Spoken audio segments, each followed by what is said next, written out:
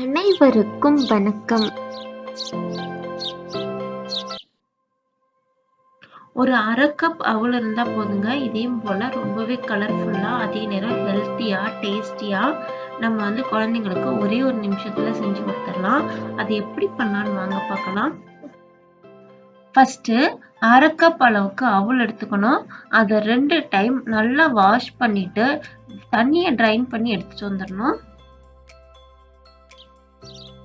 இதுல அரை கப் அளவுக்கு ஃப்ரெஷ்ஷான தயிர், அரை கப் அளவுக்கு சில்லுன்னு பால், ஒரு 5 டீஸ்பூன் அளவுக்கு பொடிச்ச பவுடர் பண்ண சுகர், இது எல்லாமே போட்டு நல்லா மிக்ஸ் பண்ணணும்.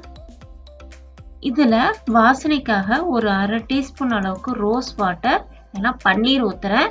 நீங்க ஏலக்காய் பொடியோ இல்ல வெனிலா எசன்ஸ் ஏதாவது ஒரு ஃப்ளேவர் இதுல ஆட் பண்ணிக்கலாம். அவல் ஊற நல்லாவே திக்காயிட்டு வரும். நான் கெட்டிமான தயிர் போட்டிருக்கனால பால் அரை கப் போட்டிருக்கேன். நீங்க தனியான தயிர் கொஞ்சம் லிக்விடா இருந்துச்சு அப்படின்னா நீங்க வெறும் தயிர் கூட போட்டு இதை செய்யலாம். அவ்வளவுதாங்க. இதை இப்பவே நம்ம சாப்பிட ஸ்டார்ட் பண்ணிடலாம். ஆனா சில்லுன்னு வேணா நம்ம ஒரு 10 நிமிஷத்துக்கு ஃப்ரிட்ஜில் வச்சு அப்புறமா சாப்பிடலாம். இதுல நம்ம போட்ட பொருள்கள் எல்லாமே ரொம்ப ஸ்ட்ரென்த்தான பொருள்கள் தான் போட்டிருக்கோம்.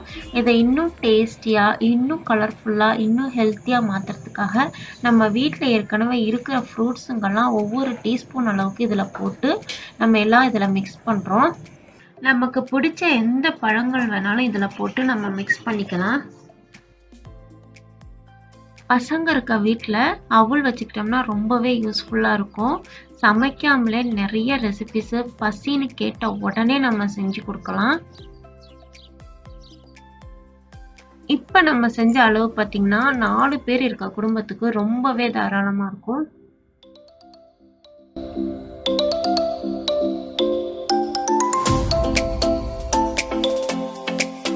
மேலே ட்ரை ஃப்ரூட்ஸு இந்த மாதிரிலாம் போட்டு லைட்டாக டெக்கரேஷன் பண்ணோன்னா சாப்பிட்றவங்களுக்கு ரொம்பவே இன்ட்ரெஸ்டிங்காக இருக்கும்.